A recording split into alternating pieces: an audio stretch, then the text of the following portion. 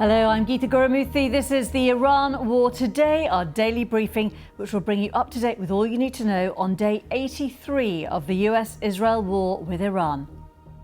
Let's start with some of today's key developments. President Trump vows that the United States will eventually recover Iran's stockpile of highly enriched uranium. We will get it. We don't need it. We don't want it. We'll probably destroy it after we get it, but we're not going to let them have it. This follows reports that Supreme Leader Ayatollah Mojtaba Khamenei has issued a directive that Iran's uranium should not be sent abroad. The world oil market risks entering a red zone in July or August. That's the latest warning from the head of the International Energy Agency. Meanwhile, Pakistan continues its diplomatic role. Its interior minister is already in Iran, and there are reports its army chief, Asim Munir, may revisit.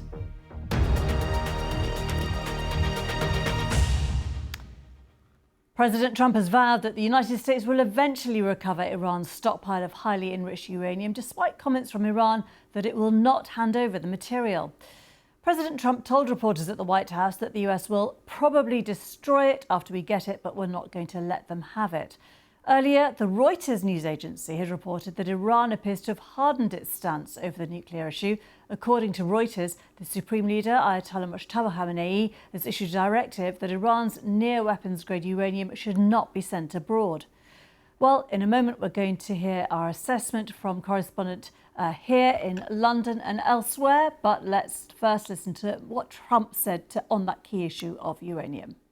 We're going to either make sure they don't have a nuclear weapon, or we're going to have to do something very drastic. And the people of the country, I believe when it's put to the people of our country, they will all agree that we cannot let Iran have a nuclear weapon. Yes, Daniel?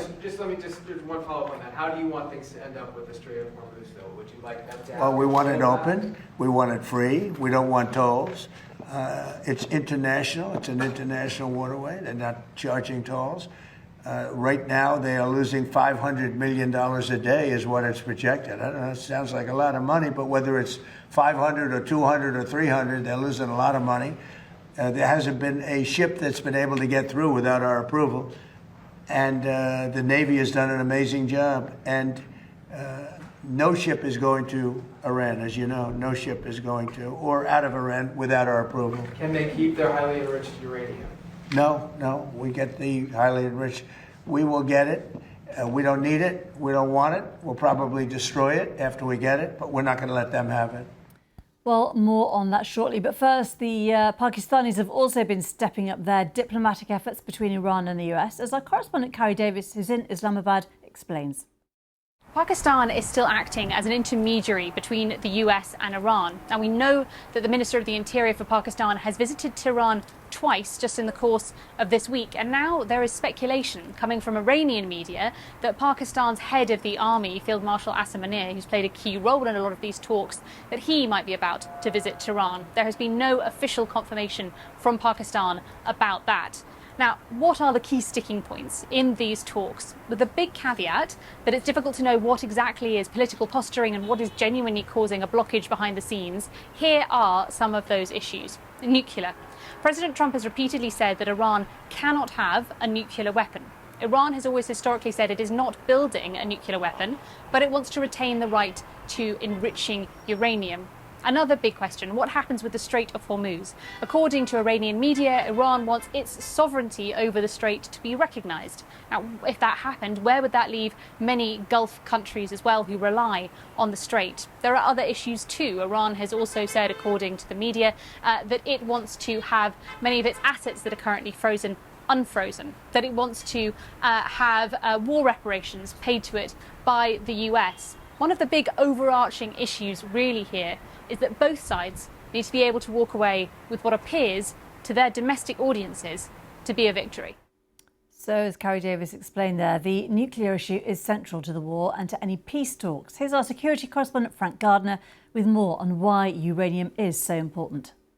The nuclear issue lies at the heart of the dispute between Iran on the one hand and Israel and the United States on the other, because Israel and the US suspect that Iran is secretly trying to build a nuclear bomb or reach a state at which it could have a nuclear bomb, which they fear could be deployed against Israel or indeed any other state in the region. Iran denies this, but the fact is that it has enriched 441 kilos of uranium to a level well beyond what's needed for civil, peaceful purposes. And that is believed, or at least 200 kilos of that is believed to be sitting down in tunnels underneath Isfahan, where it was bombed last year by the US, or possibly still at Natanz, the sprawling nuclear facility there. Then there is the issue of ongoing nuclear enrichment. Iran demands the right to enrich its own uranium in its country. And the US ideally, and Israel, would like to stop that altogether. But there is some leeway here. It's possible that they could agree on a moratorium, that Iran, say, would give up enriching its uranium for 5, 10, 15, 20 years. There's a gap between what the US and Iran would accept. But ultimately, the problem is that there's no trust here. The US and Israel don't trust Iran to keep its word. They don't think that it's been honest and open about what it's declared. And Iran doesn't trust the US, says every time we sit down for negotiations with the United States, it breaks them off and goes to war with us. So it's a really tricky issue, the nuclear one. Frank Gardner there. With me is Gia Gol from BBC Persian.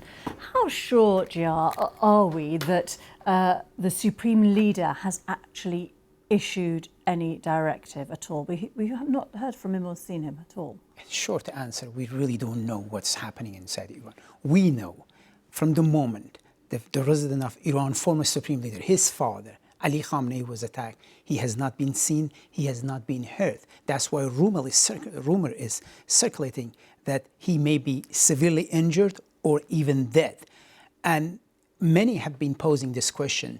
He may not be even capable of issuing such a directive. But we know that the messages attributed to him most of the time in the past 2 months is very close to the hardliners allied with Iranian Revolutionary Guards commanders. For example, today, while we are in the middle of this negotiation and Pakistani trying to mediate and close the gap between two sides, we hear from a body today, they publish a map that showing the areas in the Strait of Hormuz should be controlled by Iran, and any ships passing through that region must acquire permission from this authority, Iranian authority. Or talking about the enriched uranium, which is a red line for the US, must stay in Iran. In a way, I think his directive is very close to hardliners who say to the negotiation team, you should demand maximum. Gia Gol, we'll have to leave it there. Thank you very much indeed. Well, the world oil market risks entering a red zone by the upcoming summer season should there be no progress on ending the Middle East war. That's the latest warning from the head of the International Energy Agency. Let's listen to what Faith Birrell had to say during his appearance at the London-based think tank Chatham House. These stocks we have, it is eroding. So if you have money in the pocket, and if you don't have income coming, you can spend, but then there is an end of it. We are coming to the end of it. And the problem is, end of June, early July, the travel season starts. What does it mean? Typically, oil demand, oil consumption goes up. So these two things, the stocks are eroding. Not new oil is coming from Middle East, and the demand is increasing. This may be difficult, and we may be entering the red zone in July or August if we don't see that there are some improvements in the situation. Well, is there going to be any resolution between all the sides involved here? Let's get more with our diplomatic correspondent, James Landale. And James, we're seeing, again, another attempt at diplomacy. We've heard that potentially the hardliners issuing, lines today. Do we know, first of all, any clarity on who is making the decisions, the key decisions within Iran? We know that Ghalibaf, for example, is the chief negotiator, where he sits. Look, the whole decision-making structure within Iran is quite opaque. The key point is that there's no one key figure. There's fluid different power centres, the IRGC, the clerics. There are different parts of the security structure.